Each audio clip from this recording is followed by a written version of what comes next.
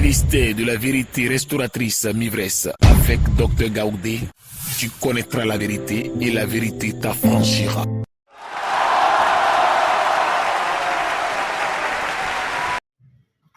Amen. Donc je rappelle que notre thème c'est qui détient ta vie. Quand on dit détient, c'est détenir, c'est-à-dire qui a attrapé ta vie, qui a pris ta vie comme ça.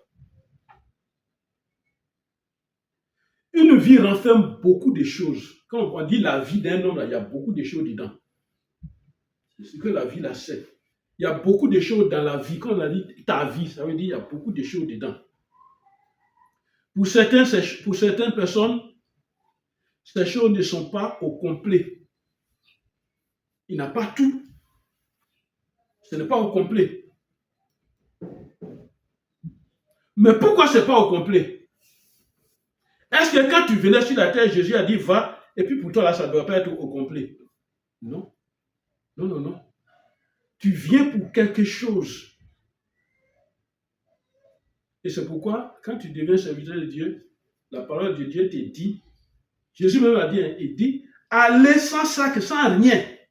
Allez-y. L'ouvrier mérite son salaire. Amen. Amen. Tu es diplômé, mais pas de travail. Alors, pourquoi tu es parti à l'école? Tu ne donnais pas tant aux gens, tu étais premier au CP1, premier au CP2, premier. On dit CP, tu es premier. BPC, tu es premier. Bac, tu es premier. Tu as fini, tu n'as pas de travail. Pourquoi ce n'est pas au complet? Qui détient ta vie? C'est ça la question. Qui détient tes études? À un moment donné, le chrétien doit se réveiller par rapport à la parole de Dieu. Il y a des petites paroles dans la Bible. Quand toi-même tu lis, ça te chicote. Et puis ça te révolte. Tu deviens un rebelle spirituel. Et puis tu dis, je refuse. Le fait de dire je refuse fait que le diable se retire. Amen. Tu as une maison, mais tu es pauvre dedans. Et pourquoi tu as une maison alors? C'est ça qu'il faut refuser. Et c'est pourquoi, qui est le possesseur de ta maison? C'est ce que ça veut dire. Qui détient ta vie là? Ça veut dire, qui possède ta maison? Est-ce que ta maison, toi-même, tu la possèdes? Quand on dit maison, là où tu dors là, est-ce que tu possèdes ce lieu-là? Je vous ai dit, c'est témoin. Au début de ma vie chrétienne, hein, on vient prier chez moi, on dit ta maison au cimetière, ta maison au village, ta maison est dans tel coin. Pourquoi? Nous devons apprendre à posséder nos vies. Amen. Amen. Toi qui suis cette vidéo, apprends à posséder ta vie. Amen. Amen. Tu as l'argent, mais pas de réalisation pour demain. Pourquoi? Tu as bien l'argent, mais quand demain arrive, tu prends crédit. Pourquoi? Pourquoi? Qui détient ton argent? Qui gère ton argent à ta place alors que c'est toi qui vas au travail, c'est toi qui vas au marché, c'est toi qui est sous le soleil, c'est toi qui es dans la brousse en train de travailler ton café, ton cacao, en train de travailler tes vivriers. Mais cet argent-là, il n'apporte rien. Qui détient cet argent? Et ça, on dit qui détient ta vie. Amen. Amen. L'argent qui est dans ta main, ça disparaît. Et toujours rapidement. Qui détient ça? Ça peut être dans ta main, comme cette chose est dans ma main. Voyez, c'est important. Souvent, tu peux quitter, tu peux être payé. Et vous qui m'écoutez, vous qui travaillez, vous allez le découvrir, vous le savez. Tu sors. C'est pourquoi on avait un professeur qui nous disait à l'école, il dit, quand vous allez travailler, si on vous paye votre salaire, soyez résistant, soyez fort, prenez votre argent sur vous, arrivez chez vous à la maison. Parce que quand tu as ton salaire sur toi, le supermarché devant lequel tu passes, il te parle. Viens. Et quand tu arrives devant là-bas, il y a une chaussure qui va dire viens. Tu continues le trajet, il y a un habit qui va dire viens. Tu vas trouver devant là-bas les amis qui disent, oh, mon gars, on va prendre un pot là. Il dit, viens, on va prendre bière, viens, on va boire. Parce que celui qui détient ton argent, il va tout faire pour trouver ce genre de choses pour ne pas que tu comprennes que c'est lui qui est en train de prendre ton argent. Amen. Amen. Je te parle, toi qui travailles, et tu vas comprendre la vérité. Amen. Amen. Qui détient ta vie? Qui détient ta vie? Dans notre texte, c'est Israël lui-même qui a pris cette décision sur son peuple. Amen. Amen. Pardon, c'est l'Éternel lui-même qui a pris cette décision sur son peuple. Parce que Dieu a vu, il dit, mais ces gens-là, ça ne va pas dans leur tête. Là-bas, ils étaient esclaves. Ils n'avaient même pas de salaire. Ils mangeaient difficilement, habits déchirés. Ils se lavent, on les frappe. Allez travailler le matin, 5 heures du matin, ils s'en vont en même temps. Moi, j'ai vu ça, je les ai enlevés, je les envoie là. C'est les autres dieux là qu'ils ont vus. C'est les menteurs là qu'ils ont vus. C'est les faux prophètes là qu'ils ont vus. Ils n'ont plus vu Jésus, ils ne voient plus Jésus. C'est ce faux prophète là maintenant qui est ma parole. C'est lui qui suit. Parce qu'il t'a dit devant les hommes à l'église, lève-toi. Ta maman va te tuer. Voilà comment ça va se passer. Donc il est devenu Dieu maintenant, c'est lui. Moi je ne peux pas dire ça, moi Dieu. C'est parce que je peux dire ça, mais je ne veux pas mettre palabre dans la famille. Mais toi tu viens, c'est toi qui mets palabre, c'est à toi qu'on fait confiance. Amen. Amen. Amen. Amen. Notre Dieu est tellement saint qu'au temps de l'Ancien Testament, il n'accepte pas un tel comportement. Il n'accepte pas qu'on l'insulte. Il n'accepte pas qu'on garde son nom. Il n'accepte pas qu'on utilise son nom comme on veut. Prenons le premier livre de la Bible, Genèse. Prends ta Bible. Prenons la Bible. Prenons la Bible. Premier livre de Genèse. Prenons notre Bible. Prends aussi. Prenez. Premier livre, Genèse 20. Pardon, Exode 20, deuxième livre, pardon. Exode 20. Après Genèse, prenons ça vite, on va comprendre quelque chose. Exode 20, verset 3 à 5. Que dit la parole de Dieu? Exode 20. Voyez, ce sont des paroles qu'un chrétien doit avoir. Alors que pendant que nous prions actuellement, il y en a qui sont dans les églises. Le Seigneur t'a béni, alléluia. Et toi, tu sais que tu n'as rien fait dans la vie, quoi, il va bénir quoi? Le Seigneur t'aime, il a fait ça. Wow! Ta vie ne change pas. Qui détient ta vie? Ta vie est où? Le diable, il a croisé les bras, et puis il dit, faites vos spectacles, quand vous avez fini, je vais aller à mon gars, je vais l'envoyer dans les bars, je vais l'envoyer partout chez les féticheurs, faites vos choses. Moi, je l'attends, il n'a qu'à finir. Amen. Voilà, Exode 20, verset 3 à 5. On va lire la parole de Dieu. Exode 20, verset 3 à 5. La parole de Dieu dit, tu n'auras pas... Tu n'auras pas d'autre Dieu devant ma face. Dis un peu fort, ça va sortir dans le micro. Tu n'auras pas d'autre Dieu devant ma face. Il dit, tu n'auras pas d'autre Dieu. C'est une loi et ça ne change pas et ça ne changera pas. Tu n'auras pas d'autre Dieu devant ma face. Or, dans notre texte, ils sont sortis puis ils sont partis signer alliance avec les dieux Baal et les dieux Astarté. Dieu dit, tu n'auras pas d'autre Dieu devant ma face. Si tu viens à Jésus, il ne faut pas avoir un autre Dieu. Qu'est-ce que ça veut dire? Tu n'auras pas un autre Dieu devant ma face. Avoir un autre Dieu, c'est aimer quelque chose plus que Dieu lui-même. Amen. Amen. Voilà. Tu n'auras pas d'autre Dieu devant ma face. Je continue. C'est une loi. Tu ne te feras point. Tu ne te feras point d'image taillée. Il ne faut pas fabriquer une statue et puis mettre devant toi. Moi, je t'interdis ça. Ni des représentations quelconques des choses qui sont en haut dans les cieux, qui sont en bas sur la terre. Voilà, c'est tout ce qui est en haut. Tout ce qui est sur la terre, il ne faut pas regarder et puis fabriquer pour ça. C'est-à-dire, tu dis, Dieu en haut, donc Dieu là, comme on dit les lumières, je fais une statue, puis je mets un poule dedans, ça va s'allumer, donc c'est mon Dieu. Non, il ne faut pas faire ça. Il ne faut pas fabriquer un arbre pour dire, ça c'est l'arbre que Moïse a regardé, qui était impuissant Adam, c'est ça, donc c'est ça pour moi. Non. Dites, il ne faut pas faire tout ça. Et qui sont dans les eaux qui sont plus dans bas les... que la terre. Voilà, les mamiwata, les poissons, il ne faut pas faire tous ces dessins-là, avoir ça avec toi. Tu ne te prosterneras point devant. Il ne faut pas te prosterner devant ces choses que toi-même tu as fabriquées. Esaïe l'a dit. Esaïe dit, l'homme va en brousse.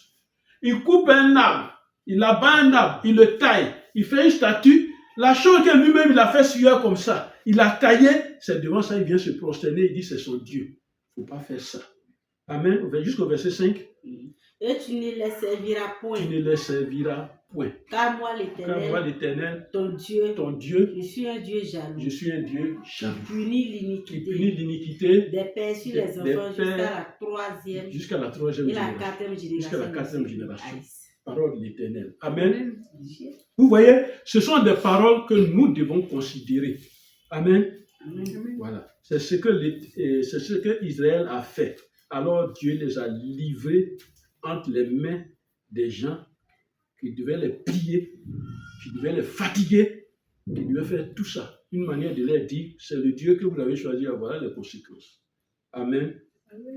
Amen. Amen. Voilà ce que le Seigneur nous dit ce matin. Amen. Amen. Ces gens qui les pillaient, parce qu'il dit, il y a des gens qui les pillaient, il y a des gens qui faisaient tout, des gens d'alentour. Alors, quels sont ces gens-là? Les gens les pillards, les ennemis d'alentour. Ils ne pouvaient pas résister à leurs ennemis parce que Dieu les a abandonnés. Quand tu marches avec Dieu et qu'à un moment donné, toi aussi tu vas marcher avec l'ennemi, Dieu il se recule et puis il te regarde. Tu vas crier. On m'a pris mon âme, on a fait ça, on m'a fait ceci, cela. Dieu regarde, il ne va rien faire. Amen. À moins que tu changes et que tu te répandes, tu reviennes à lui. Amen. Amen. Amen. Amen. Et nous savons que le diable copie Dieu. Les actes qu'ils ont posés ont ouvert la porte aux ennemis qui étaient prêts. C'est-à-dire, nous chrétiens, on nous regarde, ils sont prêts. Ils sont prêts. Et puis ils cherchent en toi, ils cherchent une porte. Comment il faut entrer? Amen. Parce qu'ils nous attendent au tournant. Ils les attendaient au tournant. Ils nous attendent. Toi qui m'écoutes ce matin, où est ta vie?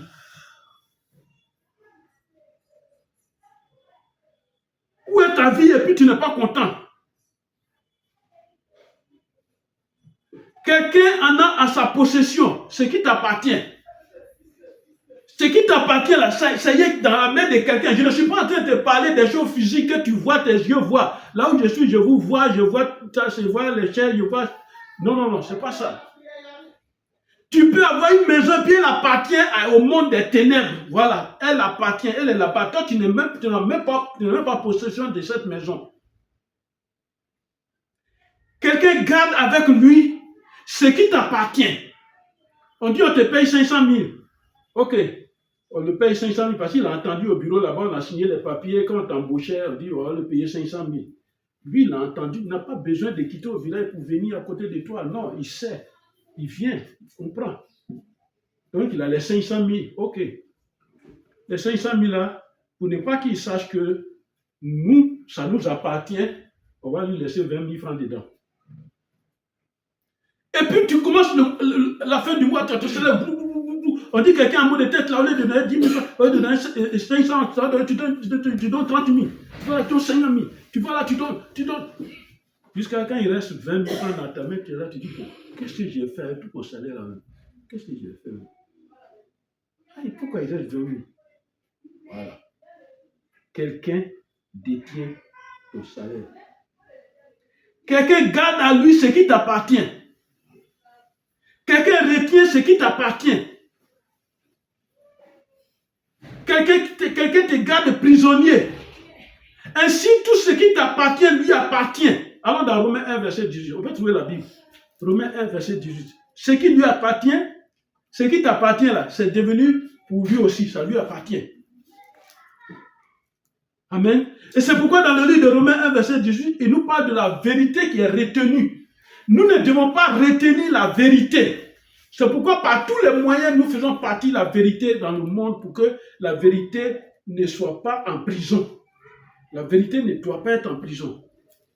Romains 1, verset 18. Amen. L'ennemi retient injustement. Il nous retient injustement. Ce n'est pas juste. Ce n'est pas normal qu'il nous retienne. Romains 1, verset 18. La colère de Dieu se révèle du ciel. La colère de Dieu se révèle du ciel. Contre toute impiété, contre tout ce qui est mauvais.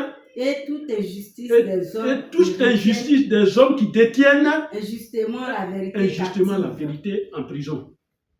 Amen. Amen. Amen. Détenir, c'est avoir sous sa main. Avoir sous sa main. Dans le monde spirituel, on détient légalement ou illégalement. C'est-à-dire quoi? Tu fais ta carte d'identité, tu vas là où on fait carte d'identité, ça ne devient plus un simple papier. Ça devient un papier que le gouvernement reconnaît, donc on dit c'est légal. Alors dans le monde spirituel, ce qui t'appartient là, parce que maman est devenue sorcière, elle est dans le monde de la sorcellerie, toi tu ne sais pas, tu ne pries pas, alors tout ce qui t'appartient lui appartient là-bas. Quand toi tu gagnes, c'est eux qui gardent là-bas. Tu gagnes voiture, c'est eux qui gardent là-bas. Tu gagnes maison, c'est eux qui gardent là-bas. Mais comment ça peut marcher? Amen. Amen. Amen. Alors c'est un type de prison. Alors ce genre de prison invisible ne t'empêche pas de vivre. C'est pourquoi on ne voit pas ça. Ça ne t'empêche pas de vivre, de te promener, d'aller où tu veux, mais on ne voit pas ça. Il faut la parole approfondie pour te faire connaître que quelqu'un détient ta vie. Et je vous ai toujours dit, quelque chose peut arriver à une personne une fois. Ça, c'est normal. Mais la même chose arrive deuxième fois. Il faut dire, il y a quelque chose qui ne va pas. Troisième fois, ça veut dire que ce n'est pas normal même. C'est une décision qui a été prise sur toi. Amen. Alors, ce genre de prison invisible, là, c'est pour t'empêcher de vivre. Et ça ne peut pas t'empêcher de vivre. Mais comment est ta vie? Es-tu libre dans toutes tes démarches, dans tout ce que tu fais, dans tous les domaines de ta vie? Est-ce que tu es libre? C'est là. Quand on est chrétien, est-ce que tu es libre? Quand il dit libre, ça ne veut pas dire que... La Bible nous dit que nous sommes libres, mais que nous ne fassions pas de notre liberté tout ce que nous voulons. Non, non, non. Mais est-ce que tu es véritablement libre? C'est une possession illégale dans ta vie. Quand on prend ce qui ne t'appartient pas, c'est que c'est une possession qui n'est pas normale, que personne n'a autorisé, mais ce sont des voleurs qui ont pris ça. Amen. Amen. Alors, est-ce que nous allons rester dans cette situation? On ne va pas rester dans cette situation. C'est pourquoi nous allons prendre la décision aujourd'hui de prier. Amen. Amen. On va prendre la décision de prier. Et partout où on passe, qu'on ne prenne pas quelque chose de nous. Amen. Amen. Amen. Voilà. Qu'on ne prenne pas quelque chose de nos enfants. Amen. Et là, il vient, papou, c'est un joli enfant, il a atteint de prendre son cerveau comme ça. Et puis il a pris. Bon, pas prendre quelque chose. Alors quand on a pris son cerveau là, tout ce qui va étudier la nuit ou à l'école, c'est zéro, ça y est là-bas. Amen. Voilà. Que le nom de Dieu soit béni. On a écouté cette parole qui va continuer. On l'a écouté. Mais nous, ce que nous savons, c'est que quand le Seigneur donne une parole, Amen. Amen. Quand le Seigneur donne une parole, quand le Seigneur donne une révélation, quand le Seigneur donne une vision, ça veut dire qu'il a prévu, il a fait une provision à côté. Dieu ne dit pas, demain tu vas mourir, et puis tu dors, il dit, demain tu vas mourir, et puis effectivement, tu vas mourir en même temps. Non, il te prévient. La Bible dit, Dieu parle tantôt d'une manière, tantôt d'une autre. Et on ne fait pas attention de tous les événements que nous vivons dans nos vies, dans tous les domaines de nos vies, on ne fait pas attention. On se croit tellement intelligent, tellement instruit qu'on ne fait pas attention de comment Dieu parle. Dieu parle tantôt d'une manière, tantôt d'une autre, et l'on n'y prend point garde, et on ne fait même pas attention. Et nous devons faire attention. Quand tu deviens chrétien, tu dois faire attention. Dieu est en train de te parler. Dieu peut utiliser un sorcier pour te parler. Dieu peut utiliser un animal pour te parler.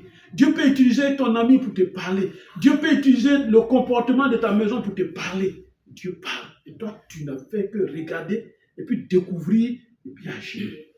Que le nom de Dieu soit béni. Amen. Alors, retiens que cette première partie, c'est pour savoir qui détient ta vie. Amen. Amen. Amen. Amen. Répète avec moi, au nom de Jésus. Au nom de Jésus. Personne ne détient ma vie. Personne ne détient ma vie. C'est Jésus-Christ qui détient ma vie. C'est Jésus-Christ qui détient ma vie. Au nom de Jésus. Au nom de Jésus. Amen. Alors tu as écouté, je vais prier pour toi. Père, ton enfant a écouté cette parole. Là où sa vie se trouve, actuellement où je parle, je commande maintenant que sa vie lui revienne au nom de Jésus. Amen. Quel que soit le lieu où on a volé et caché son devenir, son bonheur, sa richesse et tout ce qui lui appartient, ses moyens financiers, matériels, tout ce qui lui appartient, ça a été volé. Je commande maintenant que la possession change maintenant de sens au nom de Jésus. Amen. Et que tout ce qui lui appartient lui revienne au nom de Jésus. Amen. Que le nom de Dieu soit béni. Au nom de Jésus. Merci Seigneur. Amen. Amen. Alors nous, on va se lever.